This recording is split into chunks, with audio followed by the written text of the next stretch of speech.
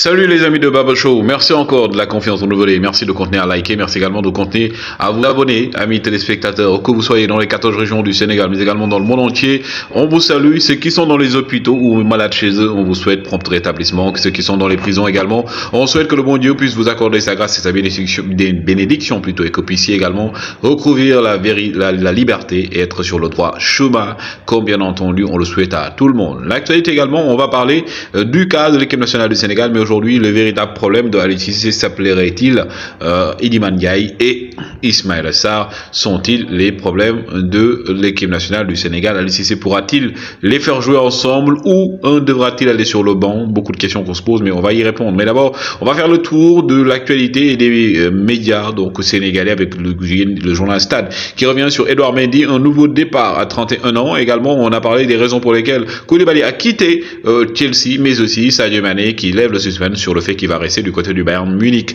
Record parle donc des deux nouveaux joyaux de l'équipe nationale du Sénégal. Il s'agit de Pathé Ciss et Jacobs.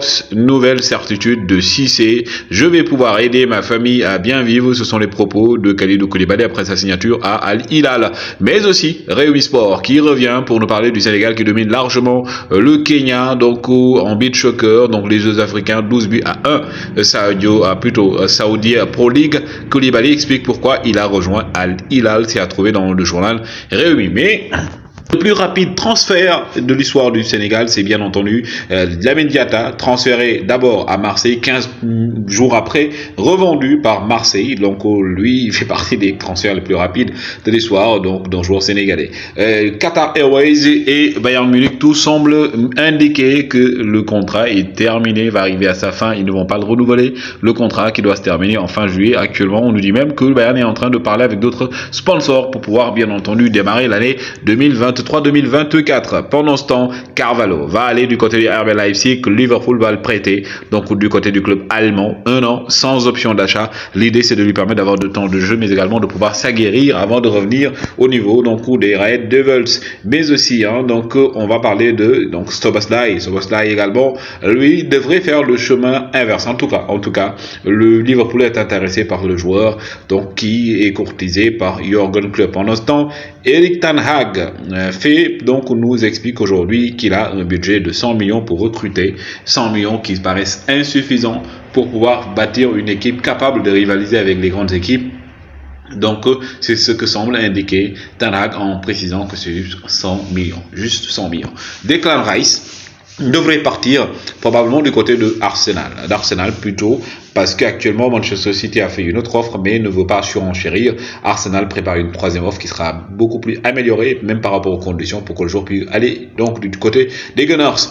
Il est arrivé hier, je l'ai dit, du côté donc de Al Ahly. Il s'appelle Edouard Mendy, donc qui devrait donc officialiser aujourd'hui sa signature. La visite médicale était ok depuis hier, donc il va signer un contrat de 3 ans du côté du club donc de Al Ahly. Pendant ce temps, on en parle, lui, le joueur donc de Leicester, aujourd'hui convoité, courtisé, James Maddison par Tottenham qui insiste pour recruter le joueur international anglais, et tout semble indiquer qu'il va pouvoir y parvenir.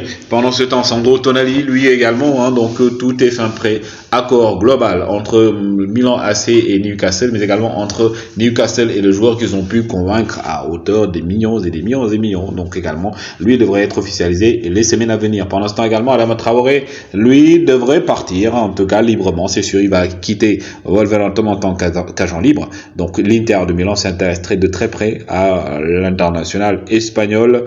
Il y aura Adama Traoré formé du côté du FC Barcelone, excusez-moi. Pendant ce temps, Malick Ndoye, l'ancien joueur de Teungueth FC, a prolongé jusqu'en 2025 avec Azam FC parce qu'il a montré des résultats très convaincants pour pouvoir y rester. On va parler maintenant de Aliou Cissé El Tactico. Aliou Cissé qui est aujourd'hui en train de bâtir une équipe carrément fondée sur des principes assez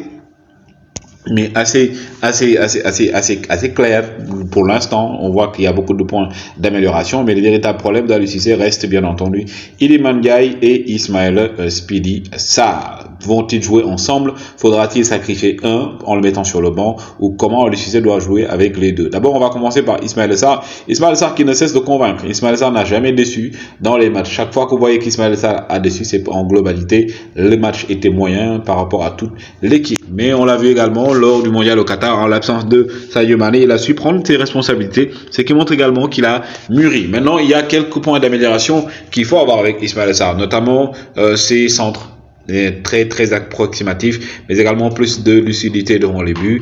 Mais Ismaïla Sarr aujourd'hui également est un joueur qui a aussi cette capacité de jouer ailier, mais aussi de jouer comme ailier intérieur, comme Aliou Cissé essaie de le faire constamment avec Sadio Kaiser Magnifique Mané. Il est excellent aussi dans les 1 contre 1 et même dans les 2 contre 1. C'est un joueur qui sait utiliser sa vitesse, qui a également quand même, qui est capable de quelques prouesses techniques. Donc aujourd'hui, il fait partie des joueurs indiscutables, des titulaires indiscutables de Aliou Cissé. Maintenant, lui, il ne peut jouer que sur le côté, ou bien même peut-être en tant que second attaquant, mais on ne peut pas le mettre donc en tant que meneur de jeu, parce que ce n'est pas forcément son profil. Et aujourd'hui, avec le style d'Aliou Cissé, Ismaïla Sarr, pour qu'il puisse jouer, il doit nécessairement jouer sur les côtés, sinon il n'est presque pas existant. Et ce qui nous amène à parler d'un autre joueur, parce que comme j'ai dit, il ne s'agit pas simplement de parler de Ismaïla Sarr, mais également il s'agit de parler du comment Aliou Cissé peut les utiliser, mais aussi de revenir sur le cas de Iliman Ndiaye également. Iliman Ndiaye qui a aussi pris des grades au sein de l'équipe nationale du Sénégal, qui est arrivé un peu trop tôt, mais qui a su également s'adapter également tôt avec cette équipe. Il est arrivé dès qu'il s'est montré. Les Sénégalais ont exigé sa présence. Il est venu, il n'a pas déçu. Iliman Ndiaye, c'est un prototype de joueur beaucoup plus technique que Ismaïla Sarr. Il peut évoluer comme meneur de jeu, comme je l'ai dit, il peut évoluer comme un meneur de jeu. Donc dans la construction du jeu de l'équipe nationale du Sénégal, il peut jouer comme tout second attaquant, comme il peut jouer sur les ailes. Donc lui, il a beaucoup plus de polyvalence que Ismaïla Sarr. Donc pour moi, donc aujourd'hui, l'idée ce serait de les faire jouer ensemble. Comment ils peuvent jouer ensemble? En sachant que Sadio Mané a donc su bâtir ses automatismes sur le flanc gauche. Donc aujourd'hui, soit Iliman et Ismaël se disputent le côté gauche, le côté droit, ou bien entendu, Iliman doit pouvoir jouer ce meneur de jeu qui sera le lien entre le milieu et l'attaque sénégalaise, ce qui sera donc Aliou Cissé à jouer avec uniquement 2 milieux défensifs. Donc aujourd'hui, ce sont des choix qui se présentent à Aliou Cissé, avec également des joueurs pétris de talent excellents comme ces joueurs-là. Est-ce qu'il faudrait s'en priver pour les mettre sur le banc?